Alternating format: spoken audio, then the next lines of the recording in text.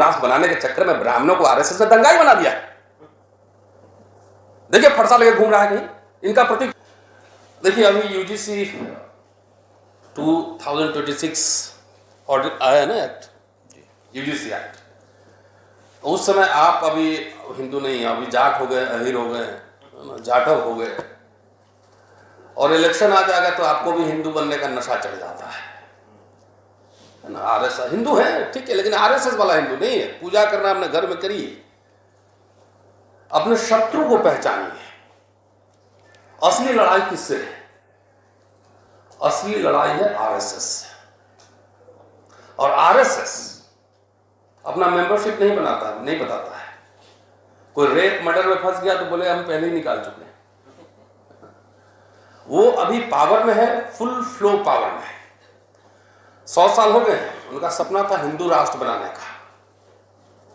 आज मैं सोच रहा हूं कि आज मैं सबसे समाज के अगुआ तबका है उन्हीं पर बोलूं। हिंदू राष्ट्र का नशा उन्हीं को ज्यादा चढ़ा हुआ था। तो हिंदू राष्ट्र कौन बना रहा था? इस देश के सबसे अगुआ कहते हैं ब्राह्मण, और चितपावन ब्राह्मण। तो इनको लग रहा था पूरा कि हिंदू राष्ट्र बनेगा तो सारे ब्राह्मण राजपुरोहित बन जाएंगे, नहीं सिंहासन में बैठेंगे, बाकी जाट अहिर जाटव दलित सब जो है उनके पीछे जाएगा, सब चरण स्पर्श करेगा। ऐसा लग रहा था उनको। दो समुदाय हमारे रेफरेंस में, दोनों का जन्म एक ही समय हुआ, दोनों मूवमेंट का। 80 में बीजेपी बनी तो दलित को नशा चढ़ा था हुक्मरान बनने का, और ब्राह्मण को नशा चढ़ा था हिंदू राष्ट्र बनाने का। इस पूरे रिजीम में, मैं दलित कहता हूं तो आदिवासी भी जोड़ लेता हूं, इस रिजीम में सबसे ज्यादा,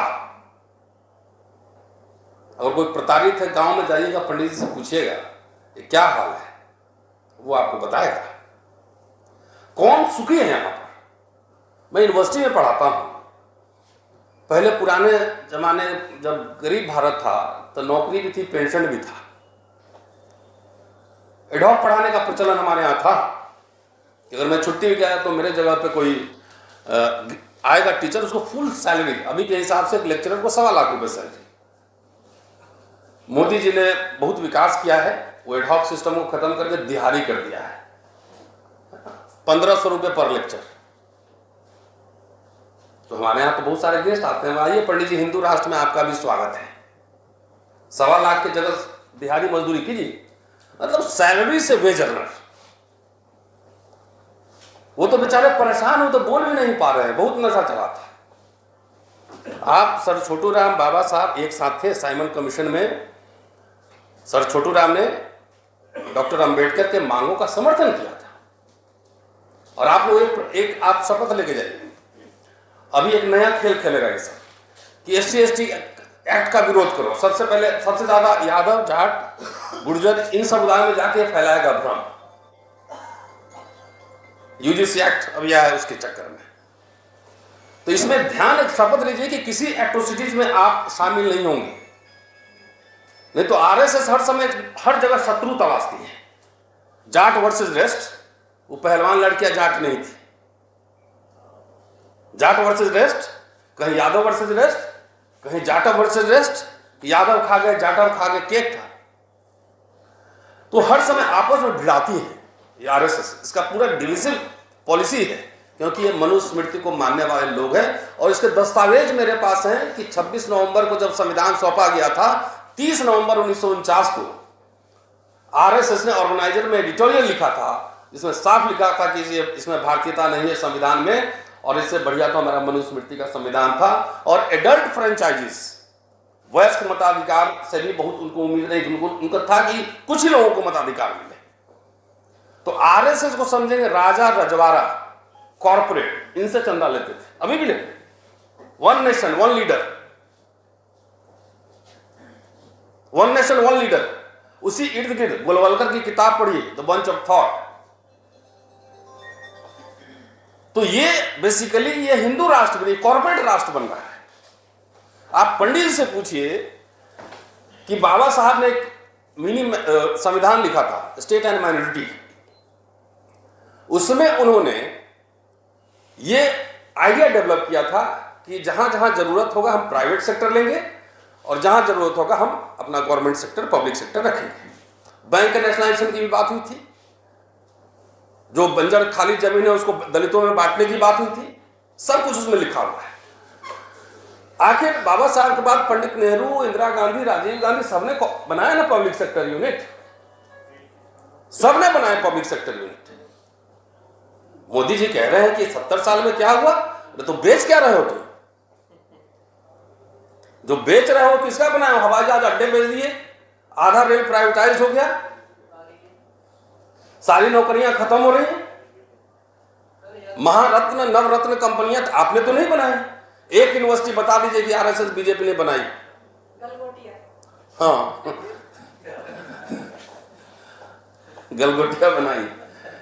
तो मेरा ये आइडिया कहना ये है कि जरा सारे समुदाय दुखी हैं, खाली कुछ कॉर्पोरेट को छोड़कर। चांदनी चौक में चले जाइए, छोटे व्यापारियों से पूछिए, नोटबंदी, जीएसटी।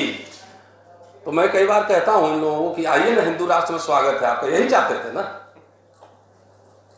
जितने public sector, university, college, public sector बने, उसका सबसे ज्यादा लाभ किसने लिया है पता है? सबसे ज्यादा लाभ लेने वाला है तो ब्राह्मण समुदाय। आप आंकड़े उठा कर देखिए, सारे कॉलेज में professor, vice chancellor, secretary, cabinet secretary, director जितने थे, तो गरीब भारत में मुफ्त की शिक्षा मिली, नौकरी मिली और पेंशन मिला। उसमें थोड़ा सा हम लोग को भी मिला।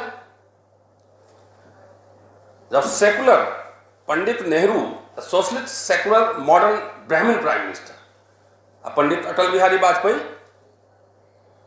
Rightist corporate plus Brahmin prime minister.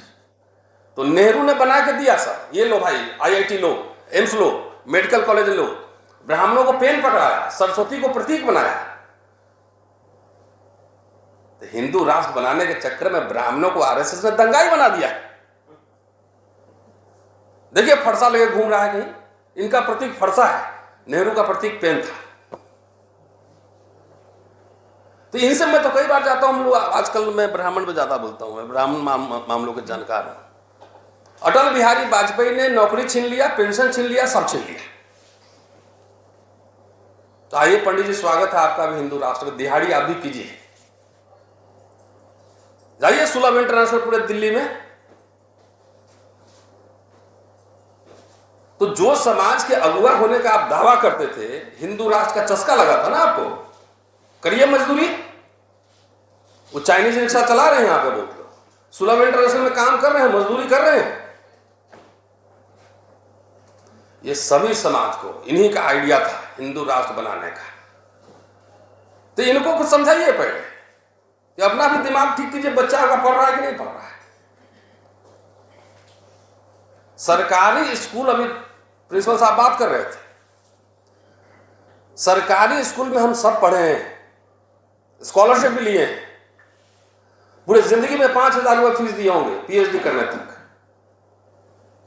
अब बच्चा का जाता है प्राइवेट स्कूल में 50,000 लगता है 3 महीने का।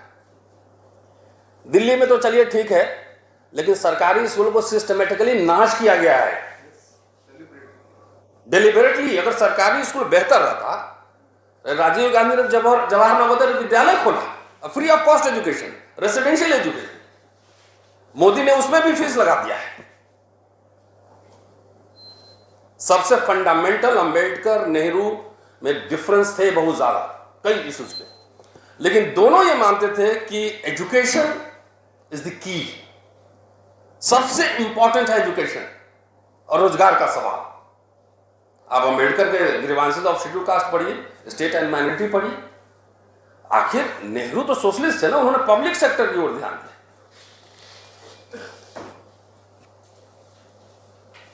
तो देश के तमाम लोगों को सोचना है कि देश, देखिए हिंदू राष्ट्र वगैरह कुछ नहीं बनेगा, ये आरएसएस दंगाई बना रहा है, ये दंगा कराएगा। जो सबसे कमजोर तबका है उसके साथ खड़ा हूं। और मैं समझता हूं कि आदिवासी इस देश में संख्या में ज्यादा है, लेकिन कमजोर तबका है।